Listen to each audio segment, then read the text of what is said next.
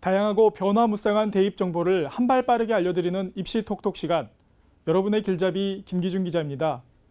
오늘 입시 톡톡 시간엔 교육부의 여성공학 인재 양성 계획에 대해 알아볼 텐데요. 이와 관련 여학생들의 공대 진학에 대해서도 함께 고민해 보겠습니다. 교육부가 최근 여성공학 인재 양성을 위한 지원 계획을 준비 중이라고 밝혔는데요. 여성공학도를 위한 여건 개선에 힘쓰는 대학을 선정해 3년 동안 지원하겠다는 겁니다. 화면으로 보면서 자세히 살펴보겠습니다. 교육부가 발표한 여성공학 인재 양성 사업은 여성공학도를 위한 여건 개선에 힘쓰는 대학 10곳을 오늘 7월쯤 선정해 3년 동안 모두 150억 원을 지원하는 사업인데요. 교육부는 대학들의 의견을 취합해 다음 주 구체적인 사업 계획을 발표합니다. 여성공학 인재 양성 사업은 여자대학 유형과 남녀공학대학 두 유형으로 나누어 각각 5개 대학에 지원되는데요. 이 중 남녀공학은 여학생을 별도 지원하는 커리큘럼을 개발하고 양성평등을 위한 교육을 실시해야 지원을 받을 수 있습니다. 대학은 지원금을 받아 공학계열의 교육과정과 진로, 취업, 창업, 그리고 교육 여건 등을 여성 친화적으로 바꾸게 되는데요. 여학생을 위해 유망 공학 분야 진출에 필요한 전공을 개설하거나 산업체와 연계해 여학생들의 현장 실습 기회를 확대해야 합니다. 대학들은 여학생이 입학하면 전공에 따른 진로를 구체적으로 소개하고 해당 진로 진출을 지원하는 취업, 창업 지원 프로그램을 개발하게 됩니다. 이번 사업은 여학생들의 공대 기피 현상이 지속되면서 산업 현장에 여성 엔지니어 부족 등 다양한 부작용이 나타나고 있어서 시작된 것인데요. 그렇다면 현재 우리의 공학 계열의 실태는 어떤지 한번 살펴보겠습니다. 고용노동부와 한국고용정보원에 따르면 2024년까지 대학 전공별 인력 수급을 예측해 본 결과 인문, 사회, 사범 계열은 인력 과잉이 심각한 반면 공학 계열은 21만 명이 부족할 것이라 합니다. 또한 대학 공학 계열의 여학생 비율은 다른 계열의 절반에도 미치지 못한다고 하는데요.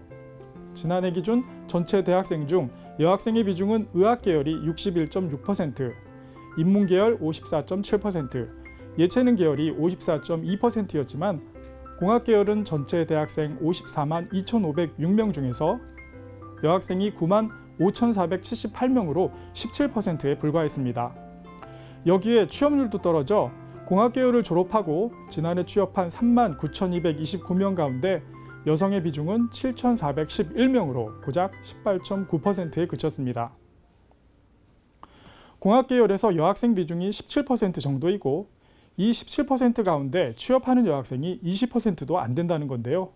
이런 현상이 일어나는 가장 큰 이유는 우선 산업 현장에서 여성 인력을 잘 받지 않는 관행을 들 수 있습니다.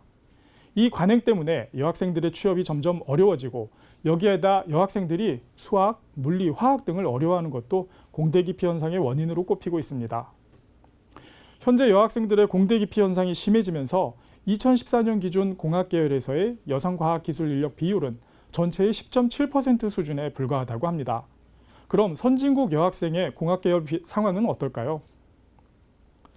유럽 주요국들은 우리와는 조금 다른 양상을 보이고 있습니다. 헝가리는 공학 분야 여성 전문가 비율이 33%, 스웨덴은 25% 수준이고요. 독일 등 선진국은 여성 공대생의 사회 진출을 위한 커리어 패스를 지속적으로 개발하고 있습니다. 또 여성공학 전문가 데이터베이스도 촘촘히 관리를 하는데요. 공대에 진학하는 여학생을 늘리고 취업을 돕는 사업들을 통해 주요 국가들처럼 공학 계열을 여성 친화적으로 바꿔야 한다는 주장이 나오는 이유가 바로 이 때문입니다. 특히 우리나라도 소프트웨어 중심으로 산업 구조가 개편되면서 여성공학도가 더 필요할 것으로 예측되고 있습니다. 현재 우리나라 여대는 모두 7곳입니다. 이 가운데 5곳이 우선 선정될 예정인데요. 교육부는 올해 사업 성과가 좋으면 내년부터 남녀공학의 선정대학을 늘리고 지원액도 연간 50억 원에서 최대 200억 원까지 늘리는 방안을 고려하고 있습니다. 다만 이처럼 여성공학자 육성을 위한 정책이 확대되고는 있지만 지금처럼 공학 분야에서 여성의 취업을 기피하는 현상 속에서 여성공학자 육성 사업을 통해 여성공학자가 갑자기 늘어날 것이라고 예측하기는 어렵습니다. 이를 위해 정부는 우선 남학생 중심 공대 문화를 바꾸고 장기적으로는 여학생의 공대 진출과 취업을 촉진하는 문화를 조성할 필요가 있는데요. 수험생들 역시 이런 사업이 시작된다고 무턱대고 지원하기보다는 좀 더 장기적으로 내다볼 필요가 있겠습니다. 특히 공대에 진학하려는 여학생은 앞으로 공학 분야에서 여성이 두각을 드러낼 수 있는 분야가 무엇이 있는지, 또 앞으로의 공학 분야는 어떤 식으로 바뀌어 나갈지에 대해 반드시 고민해 볼 필요가 있겠습니다. 2교시 입시톡톡, 오늘은 교육부의 여성공학 인재 양성 사업에 대한 계획과 함께 여학생들의 공대 진학에 대해 짚어봤습니다. 지금까지 김 기자의 입시톡톡이었습니다. 잠시 전하는 말씀 듣고 오겠습니다.